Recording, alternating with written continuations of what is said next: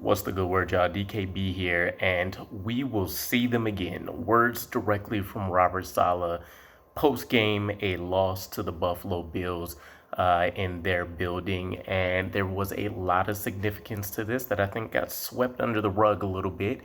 So when we deep dive into this, because I think a lot of people heard it, a lot of people were not listening to the message. And we know messaging, having mottos or credo that you can live by, is huge with Robert Saleh.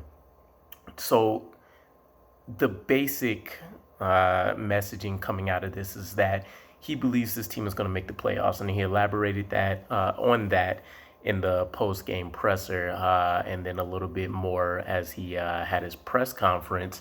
But he believes this is a playoff caliber team when he looks at the landscape of the NFL, the product he's put on the field, how his players have responded to adversity, and some of the major leaps and steps in development, versus, mentally, physically, and how that's translating to the field.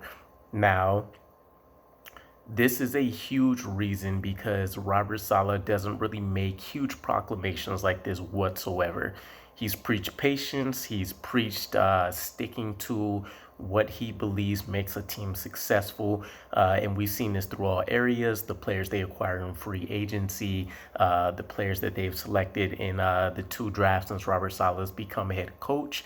And then, of course, a lot of the philosophies, a lot of the quotables that we get from Robert Saleh, either during the game, post-game press conferences, just normal press conferences, etc.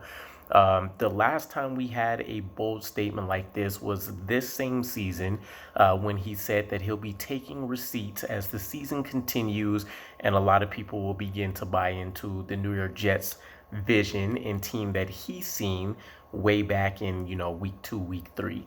Now, when Robert Saleh made those receipt comments, media went ablaze. The world was set on fire, right? The media casted him as a head coach that's grasping at straws. He's walked into a situation that he thought he was prepared for, and the New York Jets being the New York Jets, or at least the same old Jets at that time, is a monumental task to try to overcome and achieve, where we've seen many head coaches fail. People forget, or at least here's a reminder, when Robert Saleh made that receipts comment, the messaging there was that he believed in the team, he believed in the development, he believed in building a sustainable winning culture, and we will see that get realized this season. That didn't mean that we were going to make the playoffs. It just meant that we will prove a lot of people wrong, being a fierce competitive team, and this will really lay a strong foundation for years to come, and people now feeling like they can just mark us off as a W on the calendar. Once he made that receipts comment and all hell ensued, we won the next 5 out of 6 games. The team responded very well to adversity. Keep in mind, we were coming off let me see if I can find it. I'm trying to remember off the top of my head, the Ravens loss. And then we get the receipts comment. And then we end up beating the Browns in that miraculous comeback. We fall to the Bengals, and then we go on a streak. Steelers, Dolphins, Packers, Broncos all go down in very, very gutsy victories by the New York Jets. He looks like a brilliant mastermind. And in addition to his receipts comment and kind of galvanizing the team, it also took a lot of pressure off of them. Robert Saleh's always done well in putting himself in front of the team. But with this new phrasing of, we'll see them again in this season, not 2023. We're talking 2022 playoffs, January games. We are hoping to see the Bills once again, and hopefully knock them off the perch and prove a lot of people wrong in what their early prediction was. This, I feel like, can have the same effect that the reading receipts comments has. We definitely probably need to run the table to say that we have a strong chance of securing a playoff spot here after dropping the last 2 to the Vikings and to the Bills. So the Lions, the Jags, Seahawks, and the Dolphins in the final week.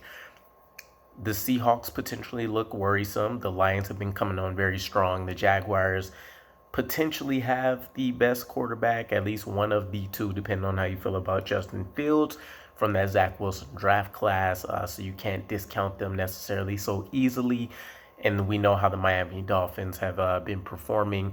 Currently, they're holding on to one of the wild card spots, so that could be a key victory no matter what circumstances come to play. But definitely coming into this Lions game, will be at home.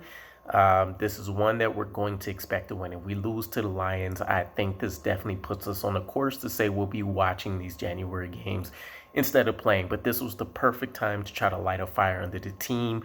We just got a huge, let's say, morale boost with the unbeatable Mike White, and not in the sense of wins and losses, but we seen him take vicious hit after vicious hit this Sunday, and him coming back time after time, especially after knowing that he suffered rib injuries in back-to-back quarters, I think it was, let alone all the other hits and pressures in between, to try to come back and lead this team to a victory. And, we were close, but no dice.